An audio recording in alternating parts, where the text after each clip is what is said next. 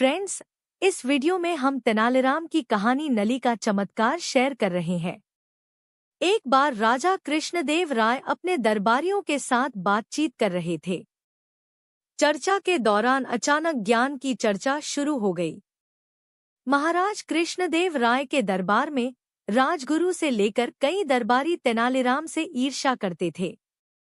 ऐसे में तेनालीराम को नीचा दिखाने के लिए मंत्री ने कहा, दरबार में कई चतुर लोग हैं, तो अगर मुझे मौका मिले तो मैं आपके सामने अपनी चतुराई का प्रदर्शन कर सकता हूँ।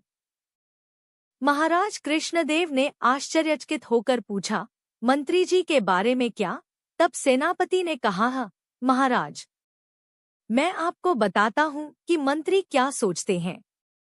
दरअसल इस दरबार में तेनालीराम के अलावा किसी को भी अपनी बुद्धिमत्ता साबित करने का मौका नहीं मिलता।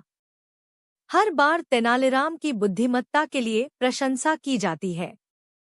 ऐसी स्थिति में दरबार के बाकी सदस्य अपने साहस का प्रदर्शन कैसे कर सकते हैं?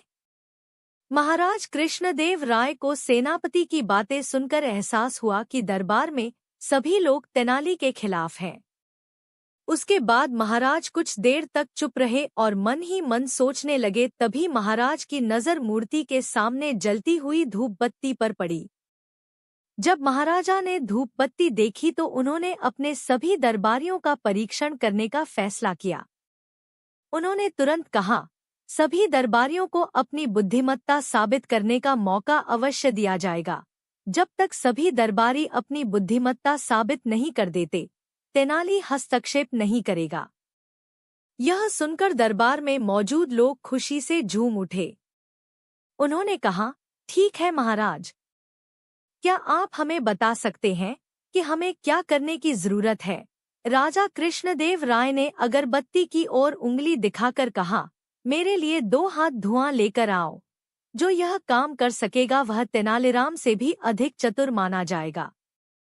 जब सभी दरबारियों ने महाराजा की बातें सुनी तो वे सोच में पड़ गए और चर्चा करने लगे कि ऐसा कैसे संभव है और क्या धुएं को मापा जा सकता है। उसके बाद सभी दरबारियों ने अपनी चतुराई साबित करने की पूरी कोशिश की, लेकिन उनमें से कोई भी धुएं को माप नहीं सका। जैसे ही कोई धुएं को मापने की कोशिश करता है तो वह काबू से बाहर हो जाता है।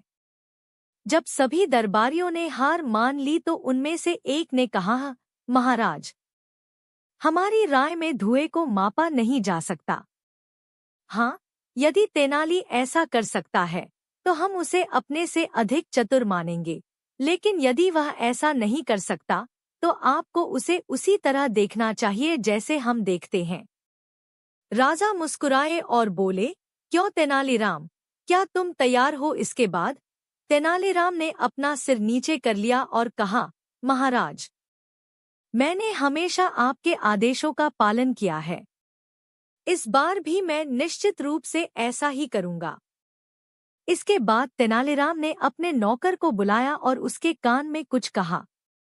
उनकी बातें सुनकर सेवक तुरंत दरबार से बाहर चला गया। पूरे दरबार में सन्नाटा छा गया। हर कोई यह देखने को उत्सुक था कि तेनालीराम राजा को कैसे हराएगा। तभी सभी की निगाहें उस नौकर पर टिक गईं, जो 2 फुट लंबी कांच की नली लेकर दरबार लौटा था।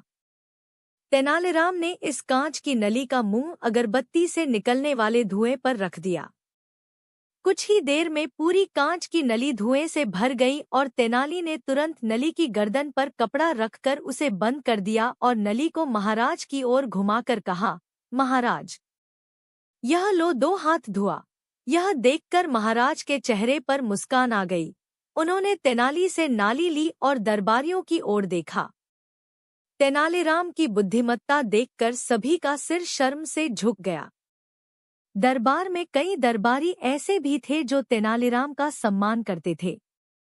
जब राजा ने तेनालीराम की बुद्धि और चतुराई देखी तो बोले, अब तुम्हें एहसास हो गया होगा कि तेनालीराम की बराबरी करना असंभव है। इतिहास से सीखें। हमें दूसरों की बुद्धिमत्ता का सम्मान करना चाहिए, न कि उनकी कुशलता से ईर्ष्या करनी चाहिए। धन्यवाद।